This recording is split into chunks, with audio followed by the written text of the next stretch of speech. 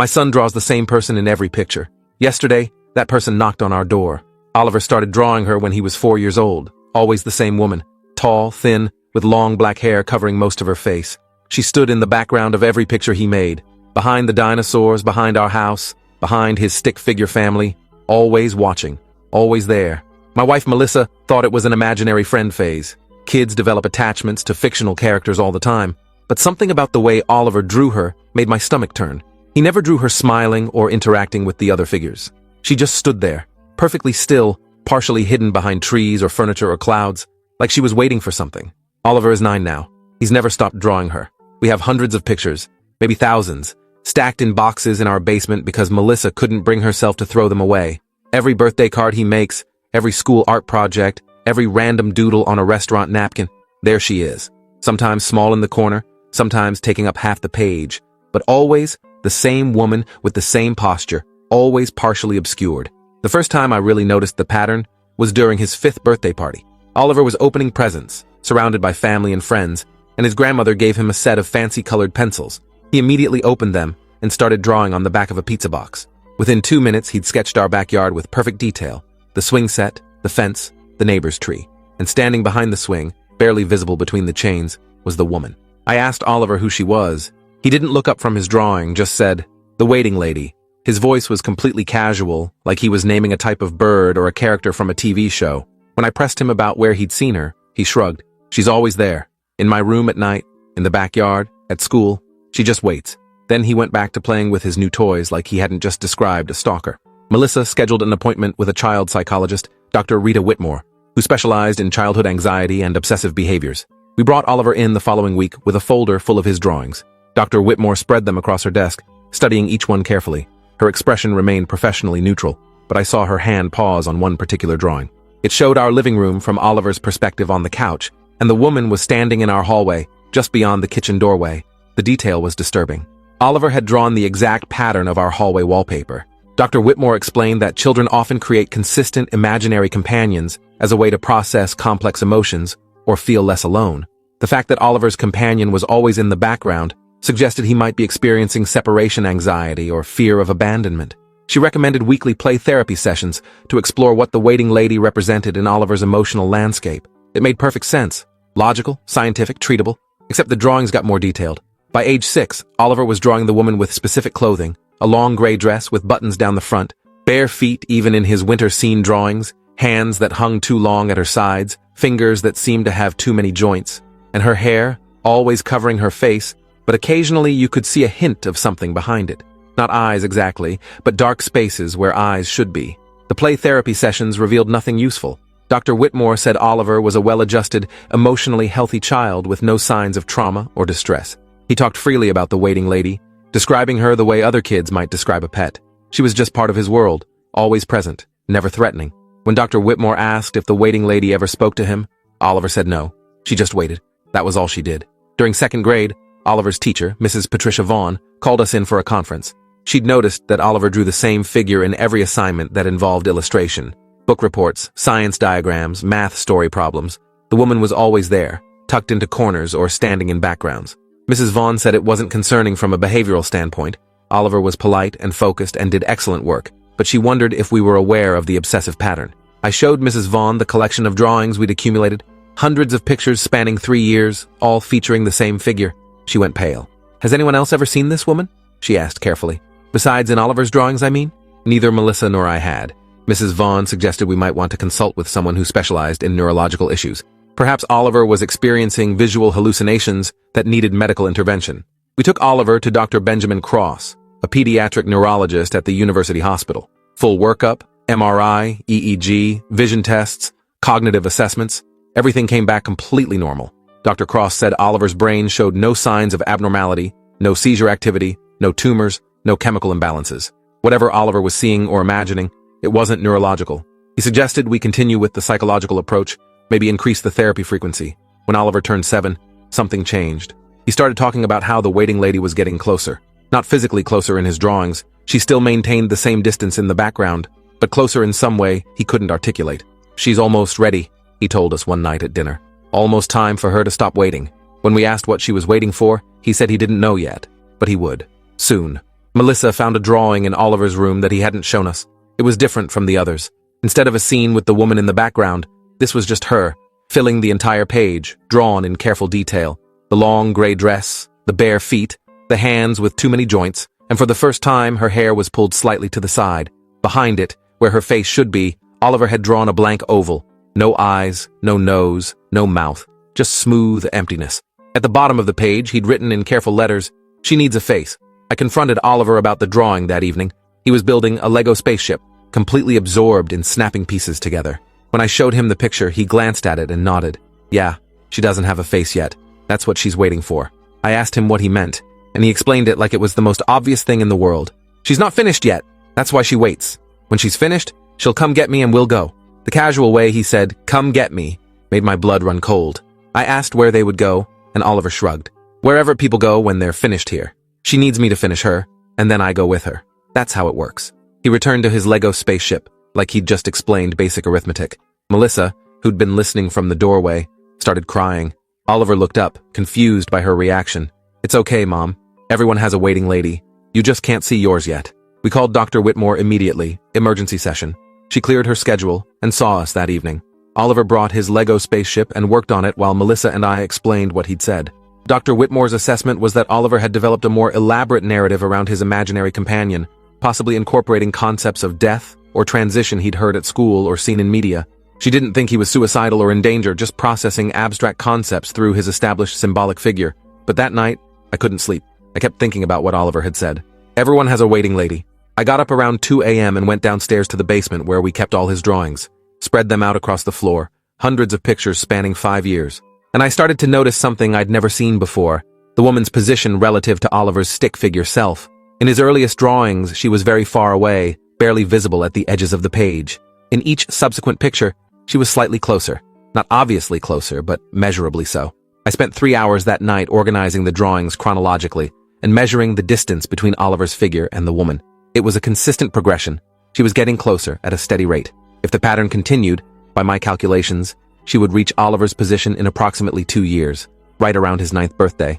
I showed Melissa my findings in the morning, and she thought I was losing my mind. They're children's drawings, David. You're measuring stick figures with a ruler. This is insane. Maybe it was. Probably it was. But I couldn't shake the feeling that something was deeply wrong, that Oliver was showing us something real through his art, something none of us understood. I started documenting everything. Every drawing, every comment Oliver made about the waiting lady, every detail he added to her appearance. I took photos, kept a dated journal, backed everything up to the cloud. Melissa thought the obsession was unhealthy, but she didn't stop me.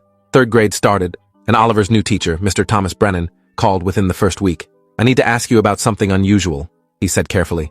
Oliver drew a picture during free time today. It showed our classroom with remarkable accuracy, every desk in the right position, the bookshelf, the windows, all correct. But there was a woman standing in the closet. When I asked him about it, he said that's where the waiting lady stands during school, in the supply closet. I drove to the school immediately. Mr. Brennan showed me the drawing. It was exactly as he'd described. The classroom was rendered in incredible detail for an 8-year-old's work.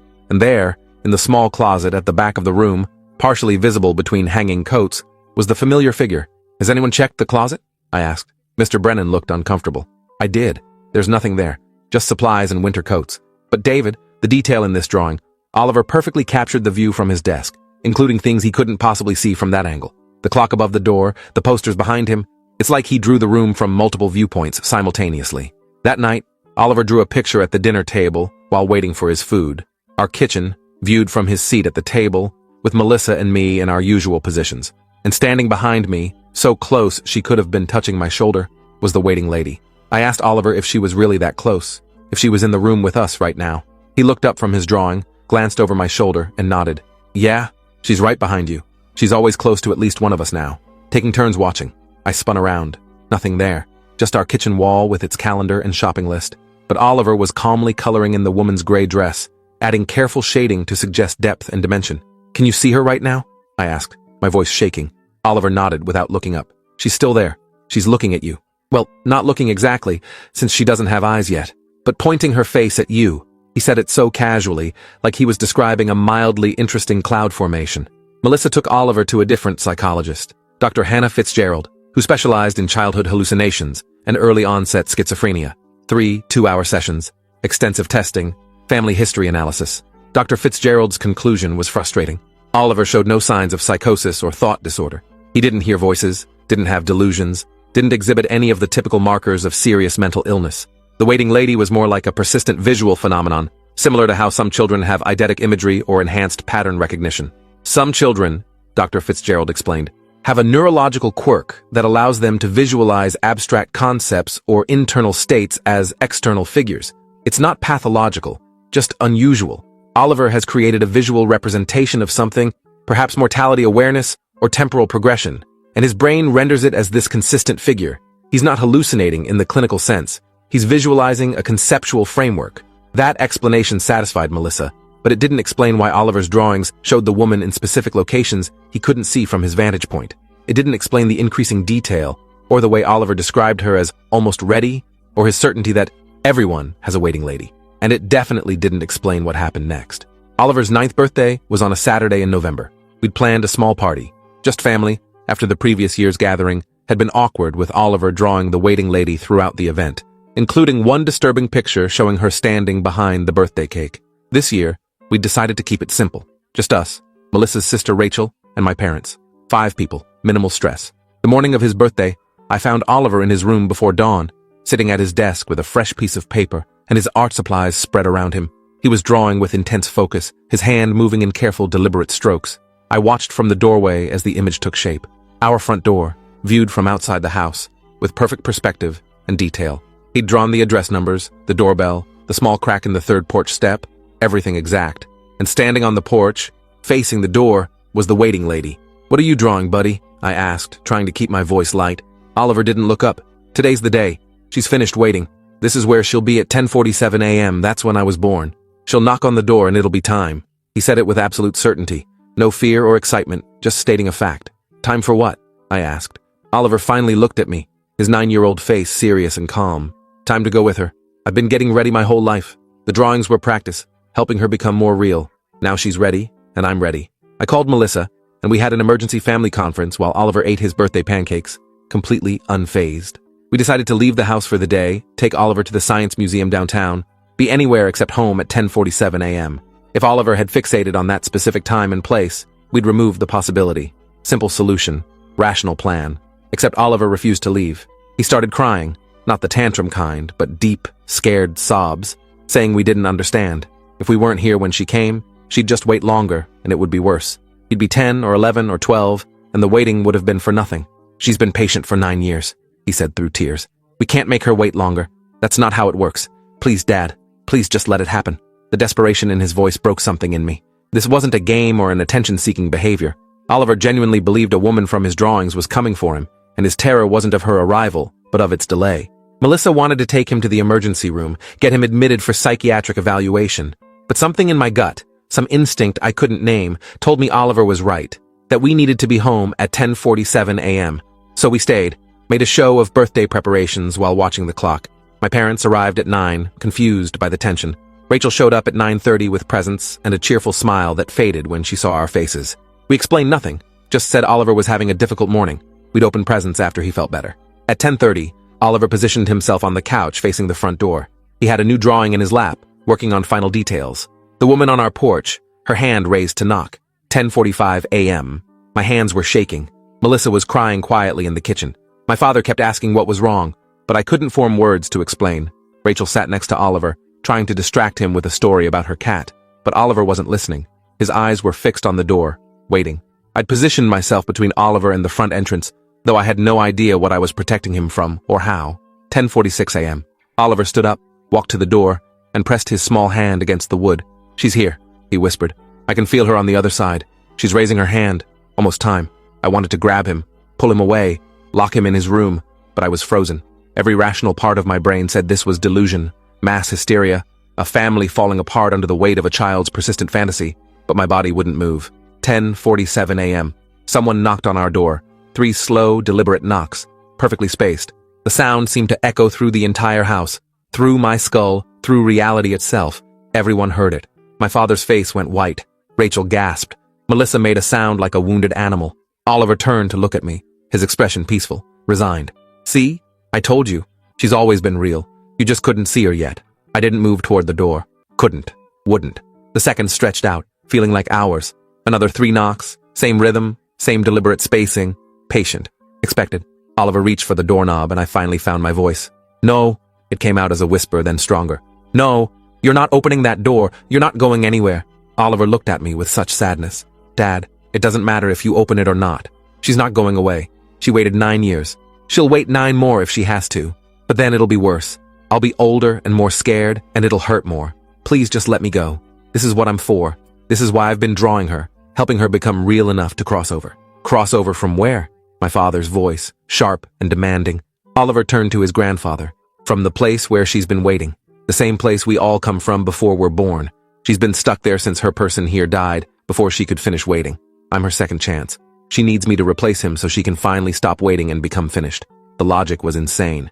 The explanation, impossible. But 3 more knocks came at the door, and I felt something shift in the air pressure, like a storm building inside our house. My mother started praying, words tumbling out in desperate confusion. Rachel had pulled out her phone, was trying to call 911, but her hands were shaking too hard to dial. Melissa was sliding down the kitchen wall, her face buried in her hands. I made a decision. Walked to the door, every muscle screaming at me to run the other way.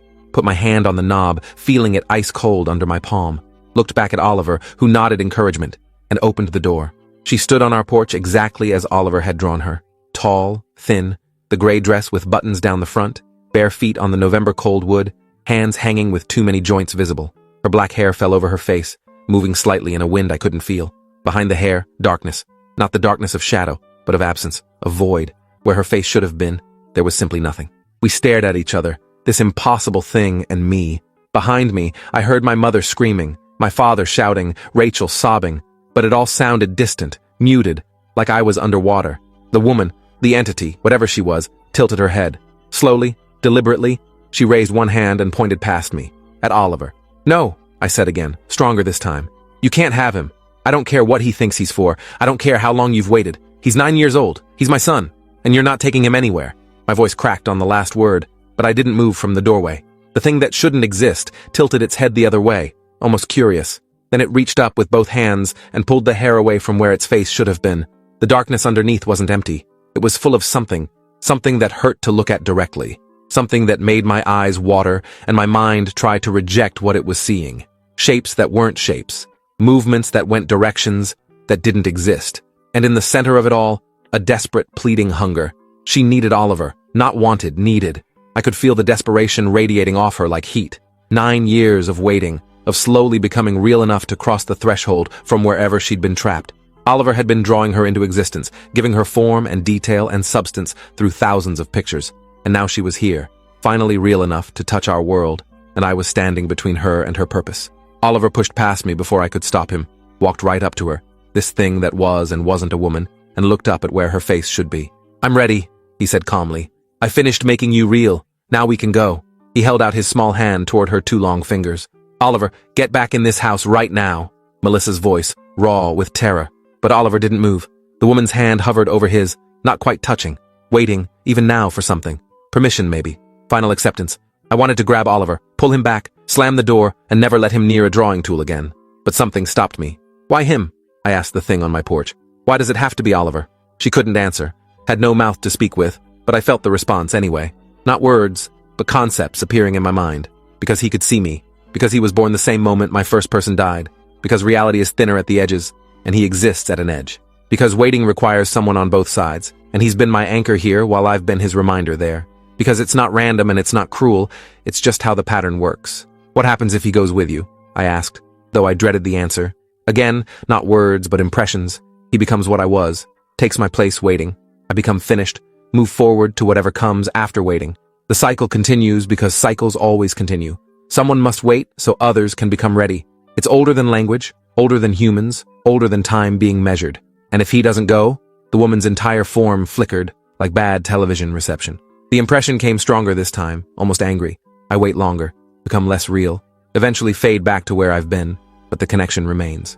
Oliver will always know I'm waiting, will see me in corners of his vision, will draw me until his hands can't hold pencils. The waiting will never end, will stretch across his entire life, will pass to his children if he has them. Because once you're seen, once you're drawn into partial reality, the waiting becomes eternal unless completed. I looked at my 9-year-old son, standing calmly on our porch, holding hands with an impossible thing. His face was peaceful in a way I'd never seen before, like he'd been carrying a weight his entire life and was finally about to set it down. "Is this really what you want?" I asked him, my voice breaking. "Do you understand what you're agreeing to?" Oliver smiled, the first genuine smile I'd seen from him in years. "Dad, I've known since before I could talk. This isn't scary. This is just what I'm for. Like how flowers are for blooming and rivers are for flowing. I'm for waiting. Someone has to be, or nothing moves forward. She's been doing it for so long, Dad. Longer than there have been people. She needs to rest." He squeezed the woman's hand, and where they touched, reality seemed to blur and shift. "How long?" I asked him. "How long will you have to wait?" Oliver shrugged, unconcerned. "However long it takes. Maybe 9 years, maybe 90. However long until someone else is born at the same moment I'm finished. It's not bad, Dad. It's just waiting. And I'll get to see so many things while I wait. All the edges of reality, all the thin places, all the almost moments. It's actually kind of interesting." Melissa pushed past me, grabbed Oliver's free hand, trying to pull him back. "You're 9 years old. You don't get to make this choice. You don't understand what you're giving up." But Oliver held firm, didn't budge. "I understand, Mom. I've understood my whole life. You taught me how to read and ride a bike and be kind to people. You did everything right. This isn't your fault. This is just what I am."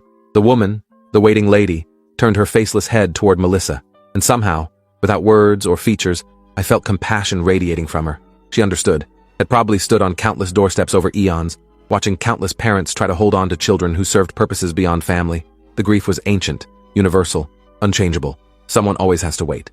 "Can we have a minute?" I asked the woman. "Just 1 minute to say goodbye?" She nodded, released Oliver's hand, and stepped back slightly. Still on our porch, still impossibly real, but giving us space. I knelt down in front of Oliver, Melissa beside me, both of us holding our son who we'd raised and loved and failed to protect from something we couldn't understand. "I'm sorry," I whispered. "I'm so sorry we couldn't figure this out, couldn't fix it, couldn't save you from this." Oliver hugged me tightly. "There's nothing to save me from, Dad. This isn't a bad thing. It's just my thing. Like how some people are musicians or doctors or teachers. I'm a waiter. I wait between worlds so others can cross. It's important work." We held him for that minute, memorizing the feel of his small body, his breathing, his heartbeat.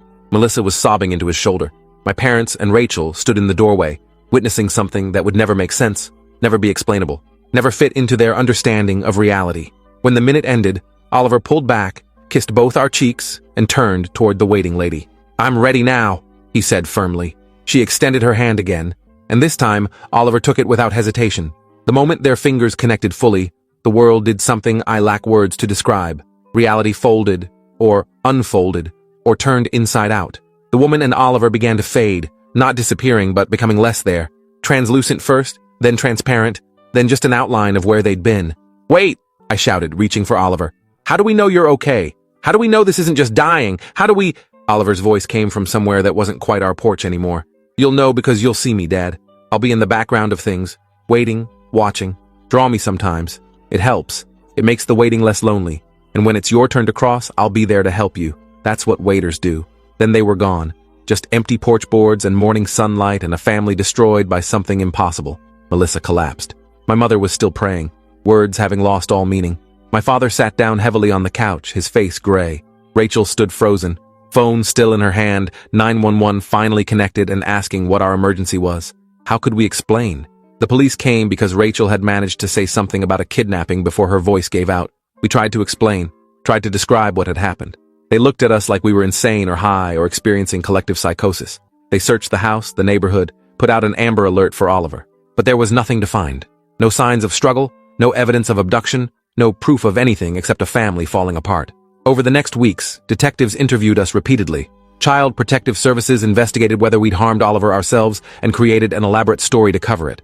Our families distanced themselves, unable to cope with what they'd witnessed. Melissa and I were investigated for murder, for child abuse, for conspiracy. But there was no body, no evidence, no logical explanation for a 9-year-old vanishing from his own porch in front of 6 witnesses. Eventually, they closed the case as an unexplained disappearance. Cold case files. Unsolved mystery. The official story became that Oliver had run away, and we'd experienced shared delusion to cope with our guilt over poor parenting. Some people believed we'd killed him and hidden the body. Others thought we'd sold him to traffickers and made up the supernatural story. No one believed the truth, because the truth was impossible. I went to the basement and pulled out all of Oliver's drawings. Thousands of pictures spanning 9 years. Every single one featuring the waiting lady in the background. I organized them chronologically again, and this time I saw the full pattern. She'd been becoming more real with each picture, more detailed, more substantial. Oliver had been drawing her into enough existence to cross from wherever she'd been trapped. His art had been a 9-year working, a spell written in crayons and colored pencils. 3 months after Oliver disappeared, I started seeing her, not the woman, but Oliver, in backgrounds, standing behind people at the grocery store, barely visible, in reflections of windows, at the edges of photographs, always distant, always watching, always waiting, just like he'd drawn the woman for 9 years. And I understood that somewhere, in whatever space exists between living and crossing, my son was doing his work, waiting so others could finish. I started drawing him, kept art supplies by my bed, and would wake up at 3 a.m. with the need to sketch Oliver standing in various backgrounds, behind buildings, in parks, at the edges of rooms. And sometimes, when I drew him, I could feel him noticing, feel his attention briefly focus on me before returning to his waiting. The drawings helped, made the absence slightly less unbearable, made me feel like I was supporting his work the way he'd supported the waiting ladies. Melissa couldn't cope. She left me after 6 months, moved across the country to live with her mother, cut off all contact. She blamed me for opening the door, for not physically restraining Oliver, for allowing the impossible to happen. Maybe she was right. Maybe I should have fought harder, but in my gut, I knew Oliver would have found a way. Once you're seen by something that waits, once you've drawn it into enough reality to knock on your door, the pattern has to complete. Fighting just prolongs the waiting. A year after Oliver left, I received a package with no return address. Inside was a drawing, Oliver's style, but more refined, more skilled than a 9-year-old could manage. It showed our old house from the street view, with me standing in the living room window, and behind me, barely visible in the room's darkness, was Oliver, waiting, watching, present in the way waiters are present. On the back, he'd written, "I'm okay, Dad. The waiting isn't lonely anymore. I see so much from here. I'm learning how reality holds itself together. Love you." Oh, I framed it, hung it above my desk in my new apartment, the one I moved to after Melissa took our house in the divorce. I look at it every day and wonder if Oliver can see me looking. If somewhere in the space between worlds, my 9-year-old son is aware of his father's grief and trying to comfort me with drawings sent through impossible means. 2 years after Oliver left, I started getting calls from other parents whose children drew obsessive pictures of the same figure over and over. Sometimes it was a man, sometimes a woman, sometimes something that didn't quite fit either category, but always the same pattern. A figure waiting in backgrounds, getting more detailed over time, moving closer in each successive drawing, and the parents had no idea what to do. I started a support group, online first, then in person when I found enough local families. We called it Parents of Waiters, though most outsiders thought we meant restaurant workers. We shared our children's drawings, compared patterns, tried to predict when the knocking would come. And when it did come, when the impossible showed up at another family's door, we were there. Not to prevent it, we'd all learned you can't prevent what waiters are for, but to witness, to validate, to help families understand they weren't insane. The group grew. Dozens of families, then hundreds. We documented everything, kept databases of drawings, tracked patterns across continents. We discovered the waiting occurs in every culture, has been happening since humans started making art. Cave paintings show figures in backgrounds, watching, waiting. Medieval manuscripts have them in margins. Modern photographs capture them at the edges, written off as glitches or shadows. Waiters have always been there, holding reality together by existing at its edges. Some parents asked me how I coped, how I survived watching my 9-year-old walk away with an impossible thing.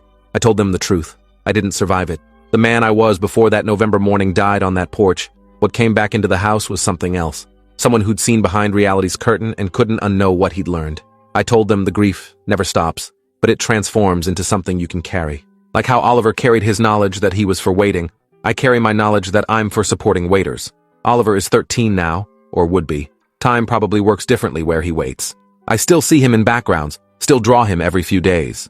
The drawings feel like prayers, like ways of saying, I remember you, I honor your work, I know you're still there. And sometimes, very rarely, I get drawings back. Oliver at different ages, in different places, always waiting, always watching. He looks peaceful in them, content with his purpose, in a way he never quite was here. Last week, I got a call from a terrified mother in Oregon. Her 5-year-old daughter had started drawing a man with no face, always the same figure, always in the background of her pictures. The mother had found my website, was crying into the phone, asking if there was any way to stop what was coming. I told her the truth. No, you can't stop what waiters are for, but you can understand it. You can honor it. You can be there when the knocking comes and help your daughter cross with dignity instead of fighting her purpose. She asked me the question I get most often. What kind of God creates a system where children are born to wait between worlds? I gave her the answer I've developed over 4 years of living with this knowledge. Maybe not a God at all. Maybe just reality doing what reality does, requiring bridges between states, needing beings who exist at transitions. Waiters aren't chosen by divine plan, they're born into necessity. The way some people are born with perfect pitch, or the ability to see colors others can't. It's not cruel, it's just structural. The universe needs them, so they exist. Yesterday morning at 6:23 a.m., my birthday, I heard a knock at my apartment door. 3 slow, deliberate knocks. I sat up in bed, heart pounding, wondering if my time had come. If Oliver had been waiting for me to reach the age where I could cross to wherever he maintains his vigil. I walked to the door, hand shaking as I reached for the knob, opened it slowly. Nobody there, just an empty hallway. But on my doormat was a drawing, Oliver's style, now with the skill of a teenager. It showed my apartment hallway from outside my door, with me visible through the peephole. And behind me, standing in my living room, was Oliver, taller now, older, but unmistakably my son. Under the picture he'd written, "Not yet, Dad, not for a long time, but when it's your turn, I'll be here waiting. I'll help you cross." That's what waiters do for people they love. I'm sitting here now with that drawing in my lap, tears streaming down my face, trying to decide if it's comfort or horror. My son, frozen at 13, waiting at reality's edges for decades until I'm old enough to die and cross to wherever he maintains his position. A promise that he'll be there, that death won't be lonely, that his waiting will eventually have personal meaning beyond structural necessity. Should that make me feel better? Does it? I don't know anymore. I've spent 4 years learning to live with impossible knowledge, building a community of parents who've lost children to purposes we can't fully understand. I've drawn Oliver hundreds of times, watched him grow in my sketches even though I don't know if he actually ages where he waits. I've helped other families prepare for knocking that will come, for children who will walk away with things that shouldn't exist. And I've tried, desperately tried, to find meaning in the absence. Maybe there is no meaning. Maybe waiters simply exist because reality requires them, the same way existence requires time and space and gravity.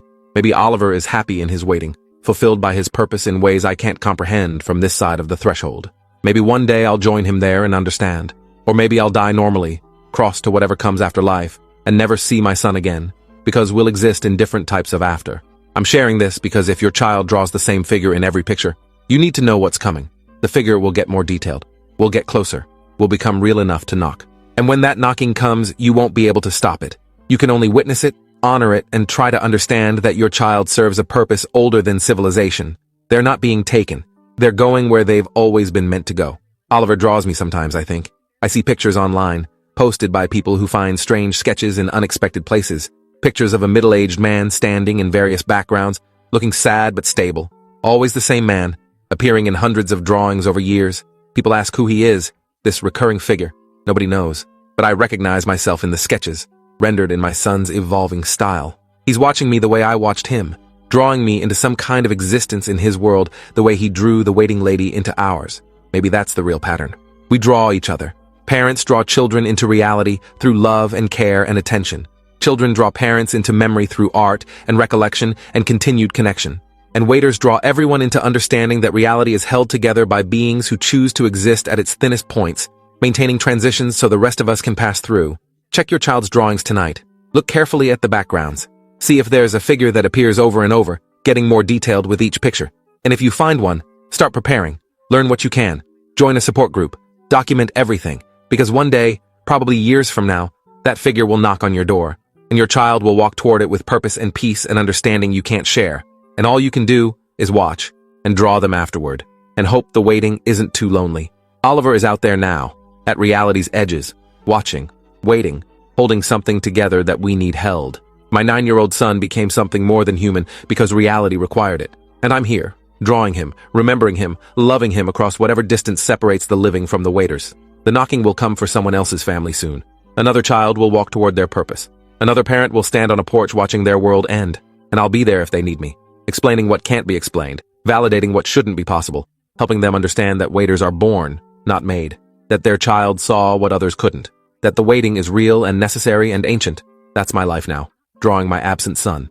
Supporting parents of other waiters, existing in the space between accepting impossible reality and drowning in grief. Some days are better than others.